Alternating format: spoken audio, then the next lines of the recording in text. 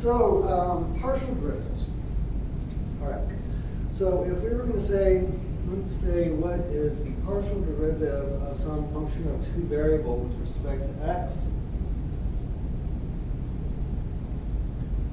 this would equal the limit as h tends towards 0 of f of x plus h, comma y, minus f of xy divided by h. Okay. So, and the partial derivative with respect to y of f of xy would equal the limit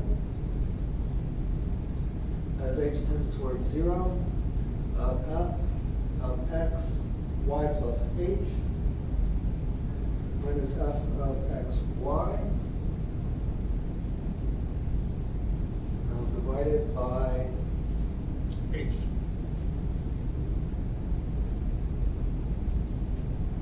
Right. So this should look slightly familiar from Calculus 1. This is based on the basics of the concept of the derivative. This is actually what Newton and Leibniz were arguing about when they started differential calculus. They both basically came up with this concept at the same time. Newton, I was going to get this wrong. I think Newton called this h down on the bottom, because you're not supposed to divide by 0. Fusionals, and I think Leibniz called them infinitesimals. So they were arguing about who would actually come up with the concept first. But this is the extension of their concept into higher dimensions. Okay? So let's look at what are we talking about when we're actually talking about this one. All right, so let's imagine a sphere.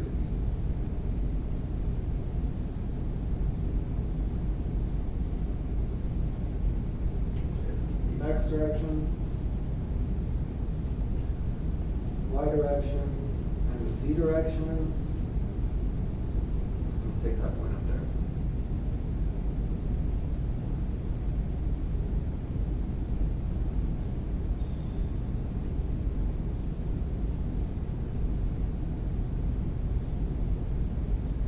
Okay.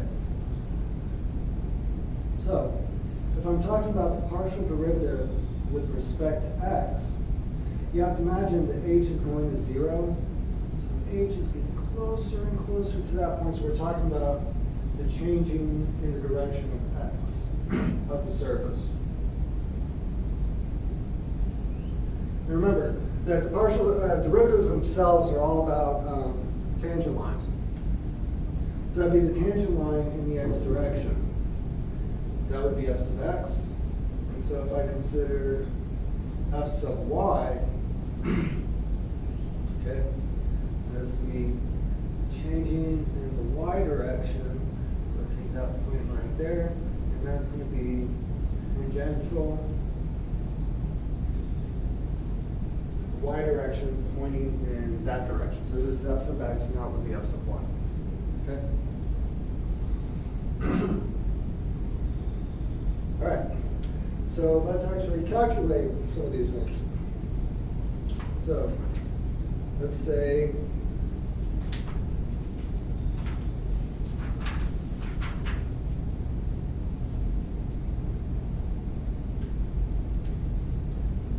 f of x sub y would equal x cubed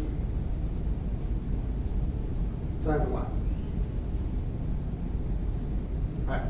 Now, when you take the partial derivative with respect to x, you treat y as a constant. Remember, we ignore constants when we're talking about derivatives.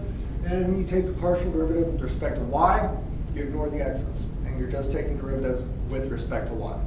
Okay? So, f sub x of xy would equal 3x squared sine y. And f sub y of xy. Okay, so we're going to treat the x as being a constant. We're going to ignore that. We're going to take the derivative of sine of y, which would be cosine of y. All right. But why don't we try to use the definition, that very basic definition, to actually figure this thing out, okay? So, if we were going to talk about f sub y would be a little bit trickier in this problem. So let's do f sub x. So, f sub x of xy is going to equal the limit as h tends towards 0 of f of x plus h comma y minus f of xy divided by h. And this is the same game that we played in Calculus 1, where what do you basically want to do? You want to get rid of that h on bottom. Once you get rid of the h on bottom, then you can just go ahead and plug h equals 0 into the problem. Okay? So, we're looking at f of x plus h comma y. All right? So, this thing is going to equal the limit as h tends towards 0. This is going to be x plus h cubed sine of y, and then minus x cubed sine of y divided by h. Okay? So, this thing is going to come out to be the limit as h tends towards 0. This is going to be x cubed plus 3x squared h plus 3x h squared plus h cubed multiplied by the sine of y, and then minus x cubed sine of y.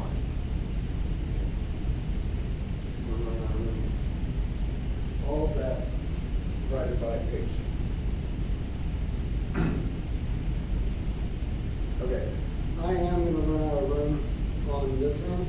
So if x cubed multiplied by sine of y minus x cubed sine of y, they're going to end up canceling each other out. It's the same kind of thing we did in Calculus 1, where the leading term and the very last term end up canceling each other out. So what we're going to get from that, that's going to equal the limit as h tends towards 0 of 3x squared h sine of y plus 3x h squared sine of y, now plus h cubed sine of y. All of that divided by h. Okay? So now, every single term on here has an h on it, and so that allows me to cancel with that h that's on bottom. And so that would equal h, one goes, 3 not 3, and 2. The limit as h tends towards 0, that's 3x squared sine of y plus 3x h sine of y, and then plus h squared sine of y. Okay. So that will go to 0, that will go to 0, and all we're left with is 3x squared sine of y. And that's a whole lot of work when we can just use the rules of derivatives like I did up here. So you all see it's 3x squared sine of y. But this is the method of going completely through the exact definition. All right?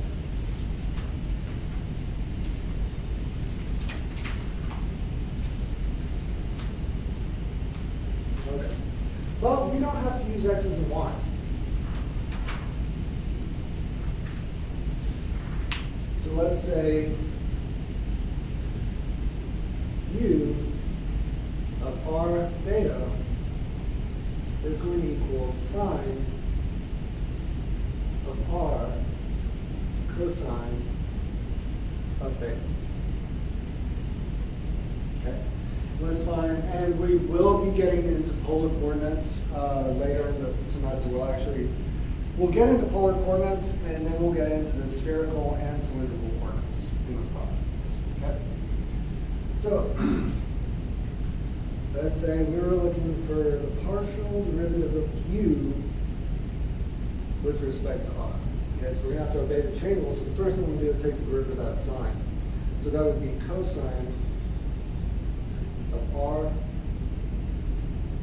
cosine of theta. Okay? By chain rule now, I need to take the derivative of r cosine of theta. And I'm only take the derivative with respect to r. So that's just going to spit out a cosine of theta. Okay? And let's say we did the partial derivative of u with respect to theta. Okay. Well, we're going to have to do what we did before. We're going to have to take the derivative of that sign first. So that would be cosine of r cosine of theta. All right, now we're going to have to take the derivative of cosine of theta. So that's going to equal, negative r sine of theta. Because the derivative of cosine is negative sine.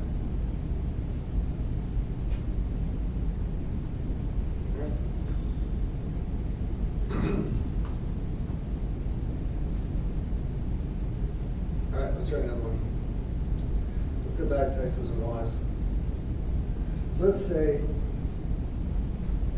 f of xy would equal y like e to the xy.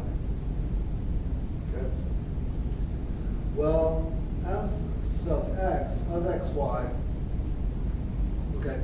So the only thing, we're going to treat this y as a constant and that y as a constant. So we're just taking the derivative of this guy right here. Okay. So that would be y e to the xy, and then multiplied by y, because the derivative of xy would just be y. Okay. Now f sub y of xy. Okay, now I'm going to have to do the product rule on this. Okay? So we're doing the product rule on this guy. This is going to be f, this is going to be g. We're going to do f prime g plus f g prime. So f prime would be 1 times e to the xy, then plus y e to the xy times x.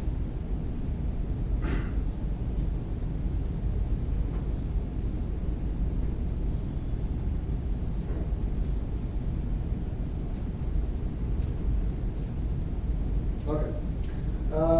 Let's try another set of letters. I mean, letters are not really unique. So, let's say w of u comma v would equal u divided by v squared.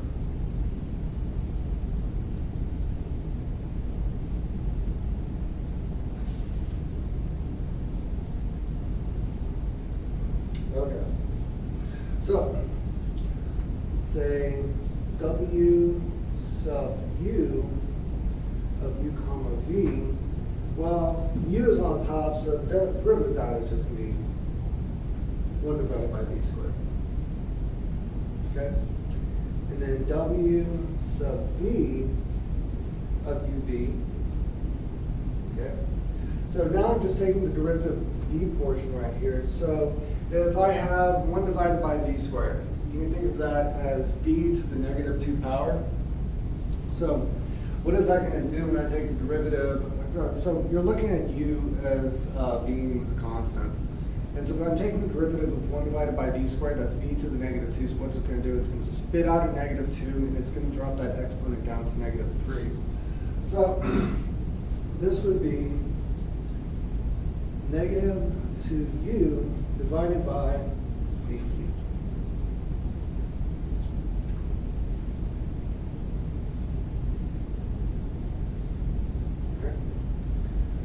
Can we do this in higher dimensions? Yes. So let's say f of x, y, z would equal x, now y squared, e to the minus x, z. All right. So let's start with f sub x.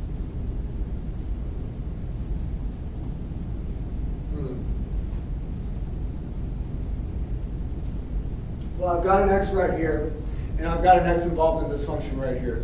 So what we're going to have to do is we're going to have to, once again, consider the product rule. Okay? So ignore the y squared, and just consider this f and this g. Okay? So f prime would be 1 times y squared e to the minus x z, and then plus x y squared e to the minus x z, but by the chain rule, that's going to have to spit out a negative c. All right?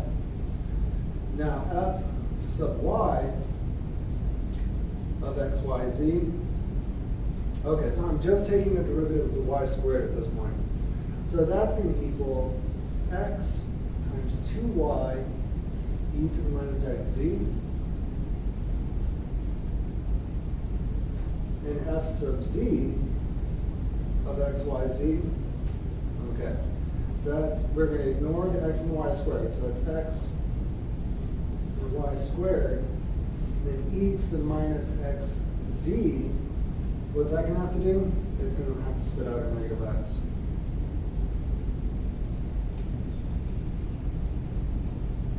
Okay, so that's basics on how to deal with partial derivatives.